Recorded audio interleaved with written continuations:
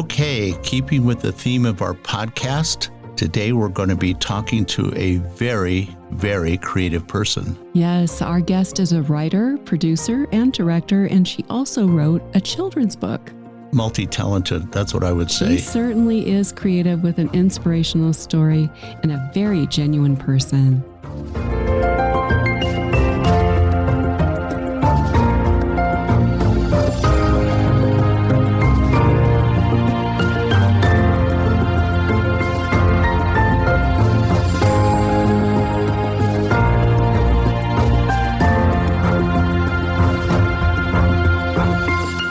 Hi, everyone. Hope you're having a wonderfully creative week. I'm Rod Jones, and we celebrate what people love to do creatively by giving them a voice so you can learn from their life's experiences, right? Right. And I'm Inci Jones. Welcome to Thought Road Podcast. We invite you to subscribe wherever you listen, and we focus on sharing with everyone how they can think, be, and live more creatively with their own passions. So, Inci, share with us who our guest is going to be today. Well, our guest today is Nikita Hattangady, and she is a writer, producer, and director, and she's written a children's book that is very inspirational for children everywhere. Oh, yes, she has. It's probably not terribly common that somebody can write, produce, and direct their own films. Mm-hmm. And what's even more interesting is she has her own production company. That's pretty cool. That is cool. So it's time for your quote. Okay. What do you have for us that is going to make us think or inspire us? Okay. Well, here is the quote for this episode. And it goes like this. A good director creates an environment which gives the actor the encouragement to fly. And that is by Kevin Bacon. And I always remember him from the original Footloose. Do you remember that movie? Yeah, it was so much fun back in the 80s. Good music. I know he's done tons since then, but that's the one that I guess that's when I first knew about him and was introduced to him, and I really enjoyed that movie. Was he a director too? I think he might have been, but I'm not sure right now, so I don't have that. Very successful actor. Absolutely. Terrific actor. To me, the interesting thing about the temperament of a good director is the response he or she gets from the actors. Yeah. I was thinking about that. So true. And it looks to me like actors, especially today, are not too bashful about publicly liking or disliking a director, which seems to me could hurt your career, but they can be pretty vocal. Well, though, I think when they do voice their opinions about that, it's because, they want to do a good product and they want to be creative and have someone be on the same page. So, I can understand that if you're not jiving with someone, but which obviously happens sometimes. Well, top directors are always capable of attracting top talent. Right. And in the beginning, I guess talent and directors are trying to come up with a magic combination. Yeah, and collaborate, and and sometimes personalities get in the way, unfortunately, there too. So, but our guest is one of those directors that the actors that she's worked with, they all seem to really love her and have a lot of respect for her, and they should. She's a fantastic lady. Well, she's I'm sure not only is she very talented, but she knows how to work with people. She really does. This interview with Nikita is going to be a very candid one. Which is kind of nice. She is a very personable, and she is going to share her life story and her journey. This is going to be a good one. I think it's going to be great. So let's bring on Nikita Hattangady, a multi-talented creative person. Nikita, welcome to the Thought Road Podcast. It's exciting for us and our listeners to have an award-winning writer, director, producer to chat with us today. Yes. I'm excited. Yeah. Hi, Nikita. We're also happy to have you sharing with us the children's book that you wrote entitled We Are American. We had the opportunity to see it, review it, and read it. And I know that many children and adults are really going to love it. I bet.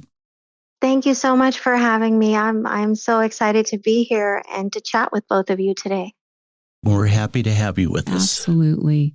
But, before we officially start the interview, we always ask our guests what they had for breakfast. So, Nikita, what did you have for breakfast today?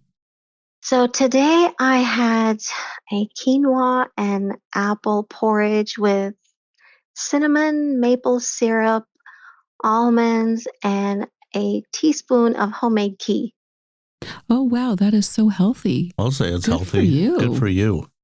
So nice. Well, it just happened today. I mean, usually I just have a piece of toast, but Today you lucked out. Huh? Yeah, today I lucked out. Yeah, Good for you. You were prepared for the podcast. Yeah.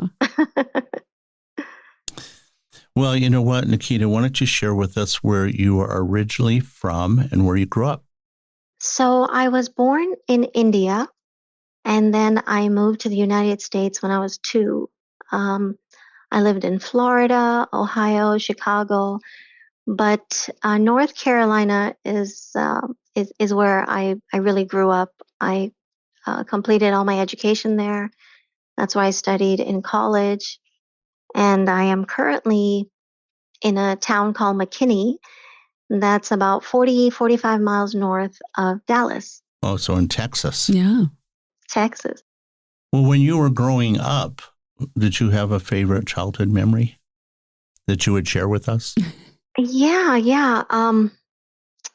When I was, I think this was mostly from elementary through middle school, when we'd come home on the bus and we'd rush to the front door. Usually our mom had sandwiches ready for us, but I remember there were several times a year when as soon as she opened the door, we could smell spaghetti. Ooh. And my mom does not eat pasta, but she makes the best spaghetti. And as soon as you get a whiff of that, we're like, oh my God, it's the best day ever, even if we had a horrible day. Oh, So That's so good. that's one of my favorite memories. Yeah. So what did you typically have for dinner then if your mother never cooked pasta? Yeah. Which is very American, by the way. That is very American, even though it's really kind of Italian. Yeah. Well, we normally had Indian food, Mhm. Okay. but we did have some Mexican food, some Italian food, and sandwiches was our way of being American. So when we got home, we're like, no, we don't want Indian food. We want peanut butter jelly sandwiches and chocolate milk. So this way we could keep our Indian traditions as well as be Americans too. Oh, perfect. Well, that's what it's about. I mean, you know? Indian food is a very healthy It's diet. delicious. It's so tasty. And it's delicious for sure. Yeah. Well, tell us about your journey into becoming a writer. So I've always been interested in storytelling, and my parents tell me that when I was about 3 years old and they would have dinner parties, I wouldn't let the adults eat dinner until I got to tell them some stories, and they were all not interesting, but Yeah. but that's something that I've always liked doing, and I never really thought that I would actually get to uh, uh, get into writing or filmmaking, Mhm. because as an Asian American, most of my friends, their parents would ask them, "Hey, what do you want to be when you grow up?" But Asian Americans' parents don't ask them what they want to be when they grow up. They ask them, "When you grow up, are you going to be a doctor or an engineer?" So Yeah. Yes, you pick that's one. true.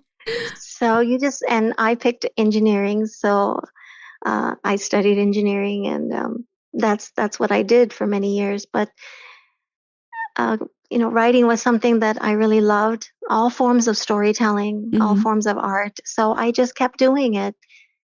And then when my children were in elementary school, they were talking. They were asking me, "Are we American?" And but we speak Hindi at home, and we've lived in Europe. So what are we really? And I thought, hey, this is a good time to just start,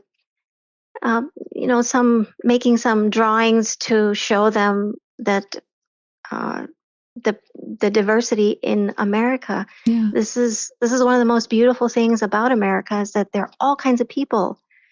And so I started drawing pictures, and with the pictures, then I drew so many, and then I put them together, and I created a children's book. We're going to discuss your children's book a little bit later on. But right now, when we're talking about your early days as a writer, did Mhm. your parents encourage you at all? Yes, they did, and I took some writing classes in school, and they always knew that I liked writing, and they really enjoyed it. But they never thought that this was something that I would pursue, because everyone just assumes that you're going to do something in science or math, or Mm-hmm. and so I did enter some poetry in poetry competitions, and then there were some cultural magazines where some of my poems were published, but it was just supposed to be a hobby. It wasn't supposed to be something that I was going to pursue seriously. Well, apparently you pursued it, Yeah, because you did. I'm going to talk a little bit about you and your production company. I can't imagine it was easy for you to create your own production company. And how did that come about? I know that has quite a bit to do with your background in writing, but tell us how that came about, you creating your production company. It's kind of exciting. So yeah, I had written a short story back in 2011, and at that time, I had decided that I wanted to take that short story and turn it into a film. And film was also something that I grew up like every weekend watching movies, English movies, Indian movies, and I was just so enthralled by it. And I thought, I've never made a film before, and by then I had children, and I couldn't get into writing. I mean, getting into film school, etc. So I just decided, hey, if I want to learn how to make a film, I'm just going to make a film.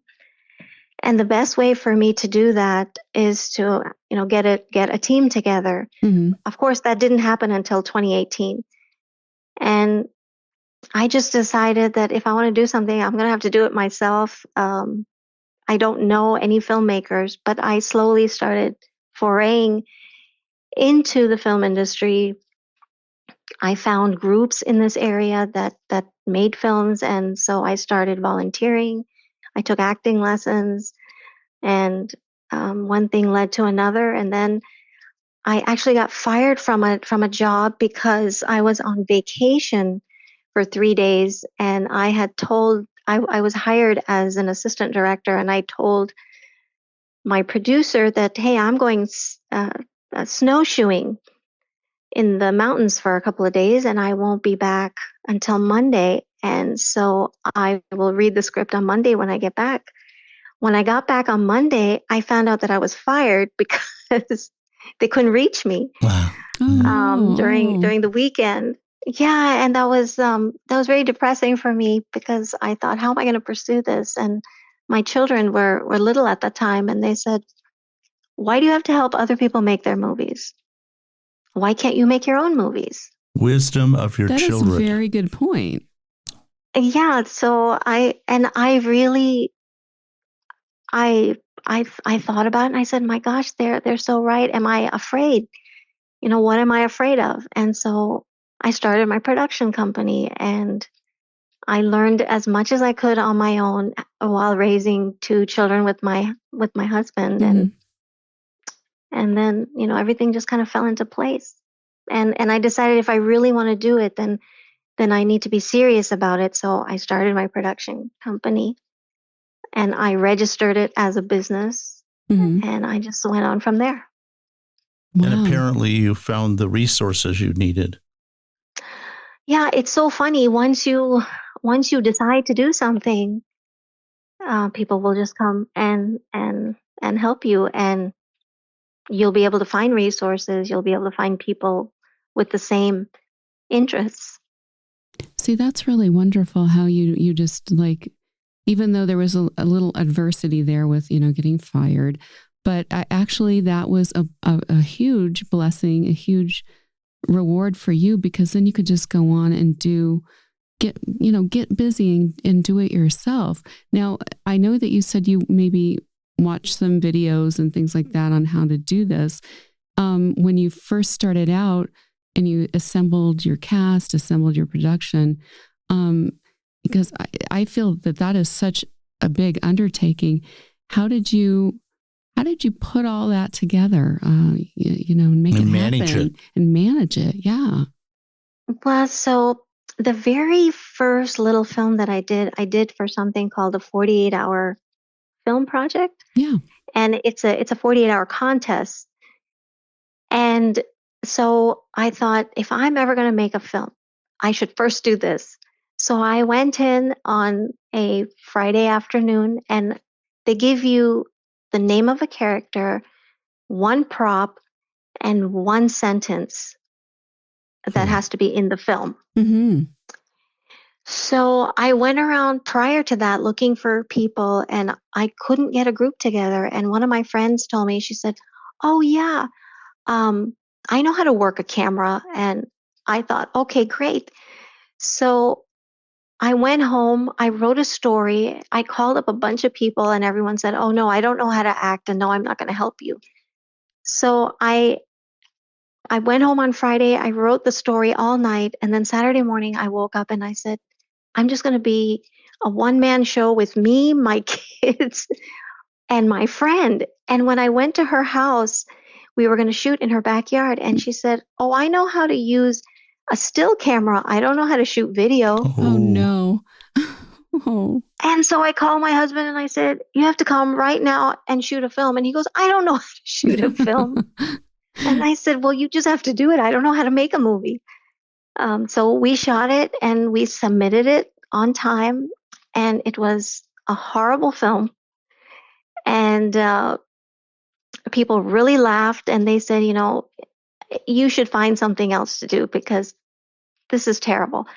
But somewhere deep down inside, I said, I just really have to do this. So when I took this story that I wrote in 2018 called Falafel, I said, well, I'll just get started. And so the first thing that I did was there's a dance routine in the film. And I found a piece of music one day and I said, I love this music so much. I'm going to put this in the film. So the first thing I did was I contacted the composer who was somewhere in Sweden. Oh, wow. And he says, well, you have to call a licensing company because I have licensed this piece to them. So I said, okay, what's the company? So I called the company and I told them I'm a poor filmmaker and I don't have thousands of dollars, but I really need this song. So they gave me a great price and I licensed it, and that's where I started. Oh, great. Oh, my goodness. Just so you know, Steven Spielberg's first film wasn't so red hot either. So you're a good company. Well, I think everyone's first film is, you're trying your muscle out and that's how you learn. Yeah, that's how you learn. The first brushstroke of a painting isn't always the best. No, it's not. Or probably the very first stories you had written did not lend themselves to film. I mean, writing for film is quite a bit different than writing a short story. Yeah. Where do you shoot these films? So my first film, Falafel, is set in London, but we shot it in Dallas because it was very expensive for us to actually go to London with a cast and a crew. And so we decided to shoot in Dallas, and downtown Dallas has some buildings that really have a taste of European and English architecture. Mm-hmm. So what we did is we went to those areas and we shot, and then we got a great graphics artist to come in and add elements like a double-decker bus or some British flags and stuff and put it into the film. And so even though it's all shot in downtown Dallas, it really looks like it's been shot in London. No kidding. Oh, wow. That is so wonderful to be able to do that. You didn't have to travel or put yourself through all that location stuff. And well, a lot of film companies do that, though. Yeah, they'll go to a city and turn it into wherever they want it to be. Well, they could turn it into another planet. Yeah. How did your characters, did they have British accents? So none of my actors are British, but like most children who have seen British films, everybody likes to talk in a British accent. Mm-hmm. So from childhood, all of us have been, trying to imitate British accents. And so when I told my cast, hey, you have to do the dialogue, not as Americans, but as Englishmen, and they were just so excited about it, that even our crew, our cinematographers and our lighting crew, and everyone was talking in a British accent on set. I love it. That's Keep the theme going. Cute. Yeah. You have a production company. You created a production company, and you explained pretty much what your production company does. But I guess everything stops with you. The buck stops with you. Everybody comes to you for story changes, lighting changes, camera angle changes. Do you do the whole production, or do you produce every element of it, or does somebody else pick up on, say, the LD, the lighting direction, or whatever? So, since I directed the film, but usually what the director does and what I did is, before we shot on location, we actually sat down. I sat down with my cinematographer. I talked to the lighting crew. I talked to the sound person, and I tell them what I'm looking for. I kind of give them a vision of what this film should look and feel like. And then they will discuss what angles they're going to use to shoot the film. And then I'll tell them what my ideas are and what kind of lighting do I want based on what the story's about. And then, once we've hashed everything out, I just trusted that they would be able to work within that vision, and they did. And it was the same with my actors. Mm-hmm. We rehearsed for a while, and I told them what kind of emotions I wanted for each scene. And then once we had rehearsed it back and forth, then I just let them carry on the way that they felt comfortable. So after you shot a few minutes or 20 minutes, whatever, did you look at a monitor and see how everything looked and made changes if needed? Yes, and so I had my own monitor that I could watch while it was being filmed. But because the space was so tight, I actually had to be in another room, so I couldn't actually be directing my actors on set. I was in another room, and that was a bit challenging because I think the energy is just different when you're with your actors. Oh, but sure. The good thing was that I could see what it looked like, and I had a microphone, and so I could talk to them. You could yell at them. Yeah. I think I did once somewhere past midnight on the first night of the shoot. Oh, yeah. That can happen, I think. But you know what was kind of cool when you were doing that is you were becoming the total viewer, because, sometimes when you're on set and you're watching a scene, it has a certain energy, like you said. But the moment you remove yourself and have to go into a different room and to be able to watch the action, sometimes it plays out a little differently. So it may have been kind of a pain in one area, but maybe helpful to you in another. I'm guessing. Yeah, sure. Yes, that's really true, because when you watch it on screen, it's so different from when you're actually there. Mm-hmm. Mm-hmm. So true. Now, we were talking earlier, but what was your first film that you produced and directed? What was it titled? My very first film is Falafel. It is Falafel. Okay, I wanted to be sure. It is Falafel. Okay. And my second film that I'll be shooting this summer, again in Dallas, is a black and white Italian film that's set in Naples. Oh, nice. And we're doing it in Dallas again. I think this is so versatile. We're doing it in Dallas. So versatile. You have been quoted as saying the perfect formula for a film is a little humor, a little conflict, and a lot of love. Explain your thoughts behind that quote, Nikita. So I think like everyone experiences conflicts, and I think there was a time when films really brought out the problems that exist in the world. We didn't have as much information of what's happening outside of our own homes, but now because of technology, we have so much information. I think I think film now should be more about healing those problems, Mm-hmm. instead of making everyone aware of them, because I think we're kind of saturated with all this knowledge. Um, so I think in a film, if you have a conflict, adding some humor to it makes it lighter, and it also makes it, I think, more of a feel good type of film. Mm-hmm. It's the same conflict. For instance, in Falafel, the problem is that these kids are not living their life according to their own wishes. They don't even know what they want to do in life because they've been told what to do. Yeah.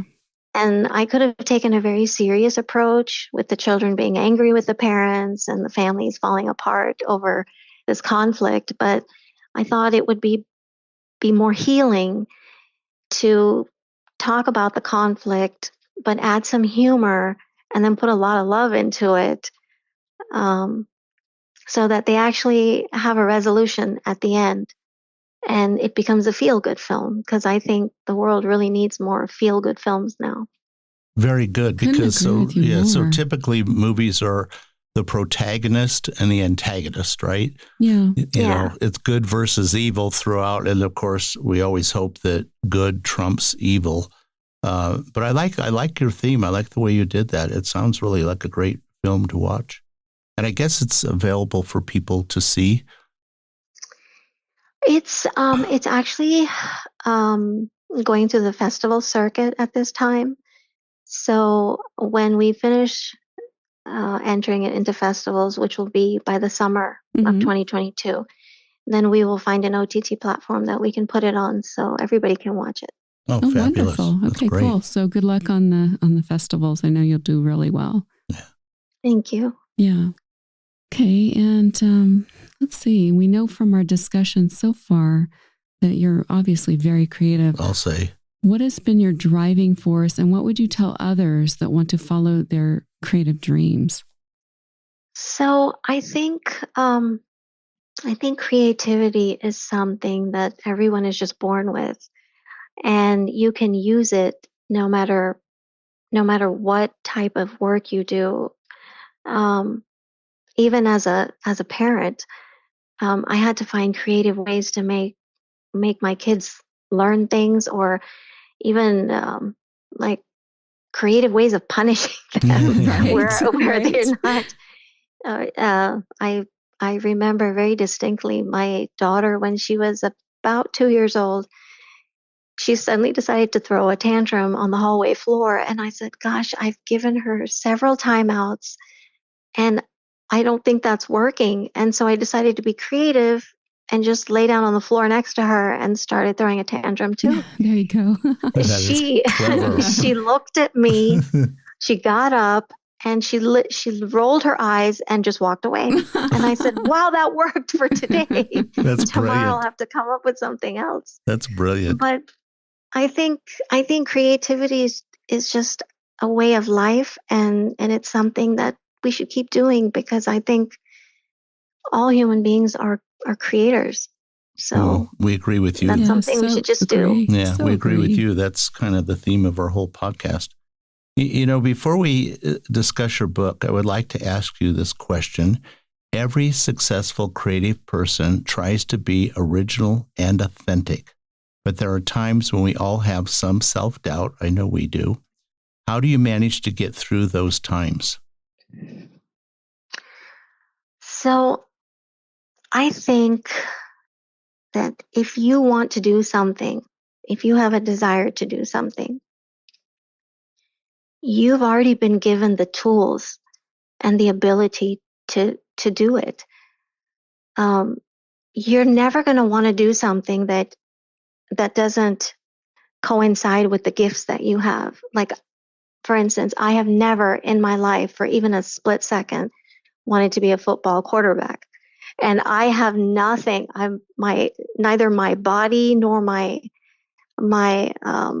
ability. I don't have any agility. I'm terrible at sports.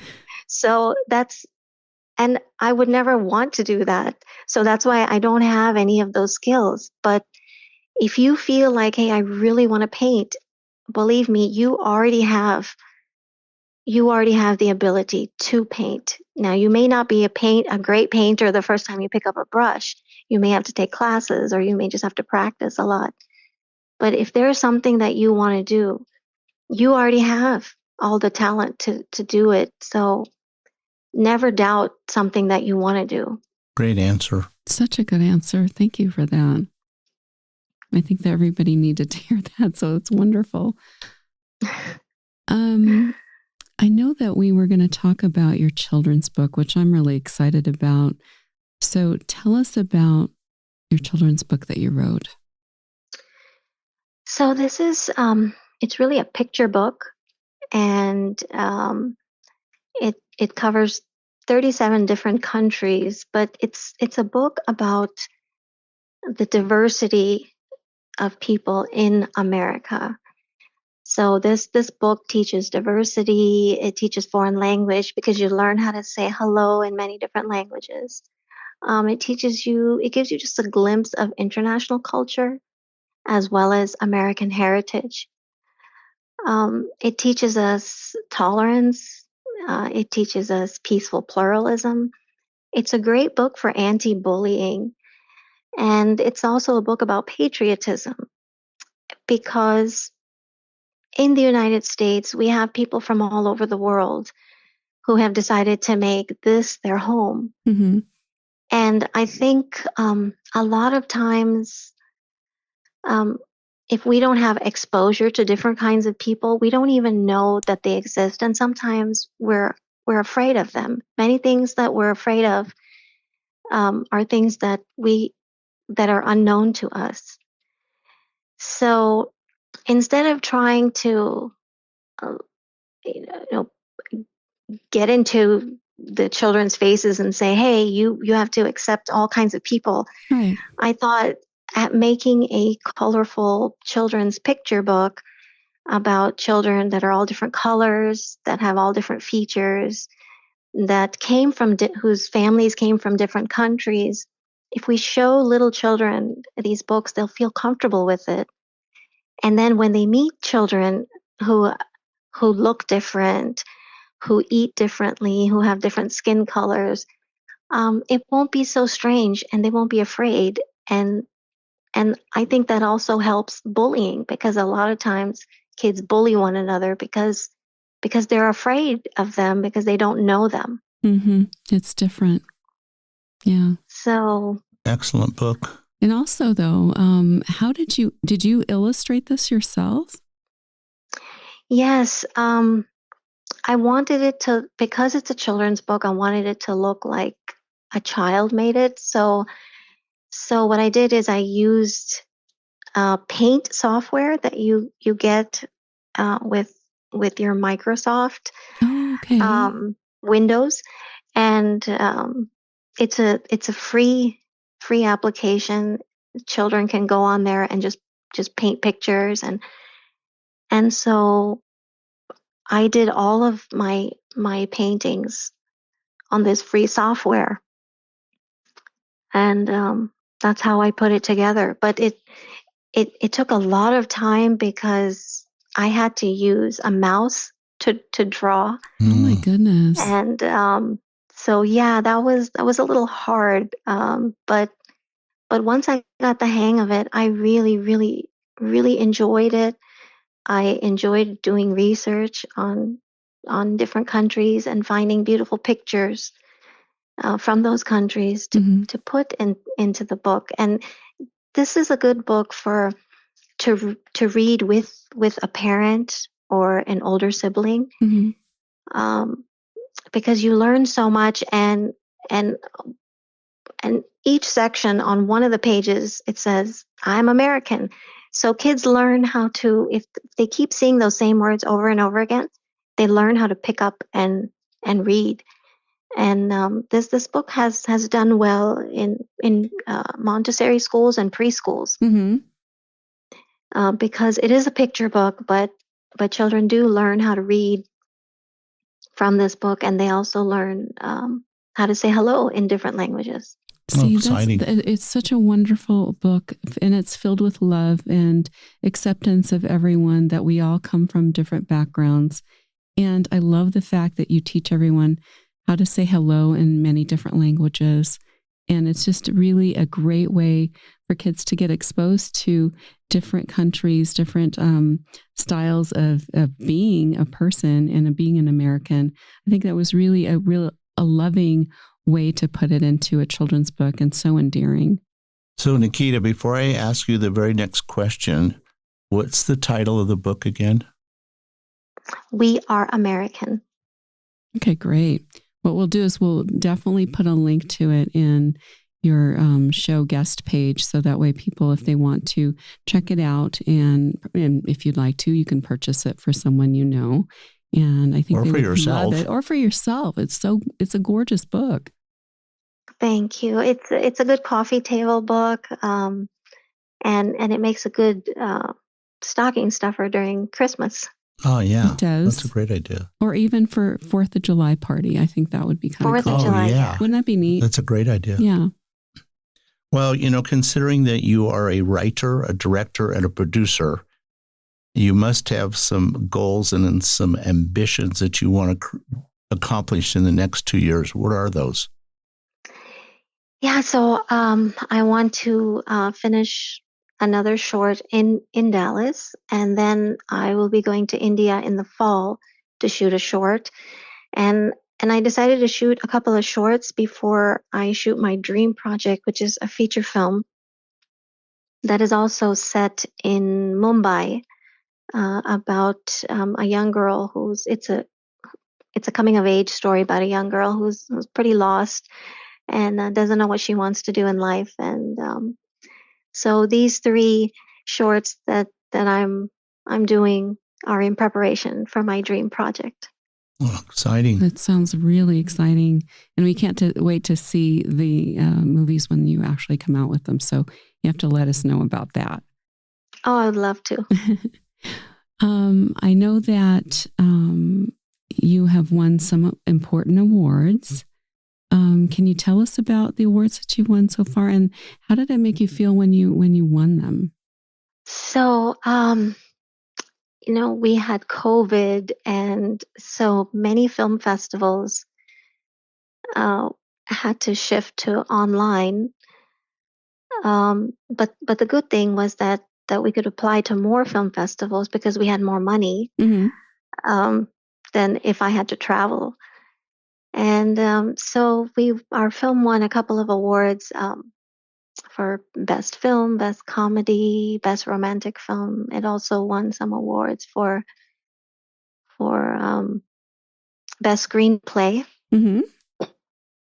Wonderful. So yeah, it was wonderful. It made us feel like people were appreciating our work, and this whole process of getting accepted into film festivals and also getting rejected from many film festivals was really nice, because throughout this whole year, I've had these ups and downs, and it made me realize finally that, am I doing this because I love to do this, or am I doing this because I want some recognition?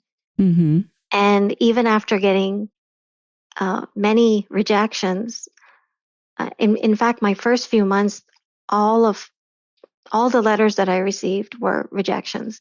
And I realized that I still wanted to do it. So I knew that this is something I really love to do, and so I should continue pursuing it. Versus if I had only wanted some kind of recognition. So it really put things into perspective. And it also made me realize I also am head of programming of a film festival. Yeah. And so we receive so many lovely movies, and we can't take all of them. And we only take films that have a positive message. So there are many brilliantly made films that have negative messages that we can't accept. Mm-hmm. And so that Mm-hmm. also puts into perspective that just because you didn't get accepted into a festival doesn't mean that you didn't make quality work. It just didn't work for them. And that kind of helps you, because then you stop worrying about what people think, and you just do the best that you can. That's a really good point. I think if you were to ask any Nobel Prize winning person in literature how many rejection slips they received, they'd say I could paper all my walls with them and then have a box left over. So, Yeah. that's just part of the process. Yeah. But it also reinforces your commitment to your creativity. And I actually think it's probably a very good thing, because if you get accepted and everybody goes, they love your work and everything's absolutely wonderful, all of a sudden you start questioning those people. Yeah. You're thinking, wait a minute, if I'm so wonderful, why there must be something wrong here somewhere. Well, there was a festival that when you apply to a festival, they need to take time to review the film. And usually you have a jury that does that. So I applied to one festival, and 30 minutes later, I got an acceptance letter. And I said, how is that possible? They couldn't even have watched the film. And that made me realize that so many festivals are just there. Maybe they don't have the experience, or maybe they'll just take any film. Mm-hmm. And that kind of put things into perspective for me also. Yeah, I would think so. Probably. We know you're a strong supporter of young people that want to direct and produce films. Share with us a little bit about that.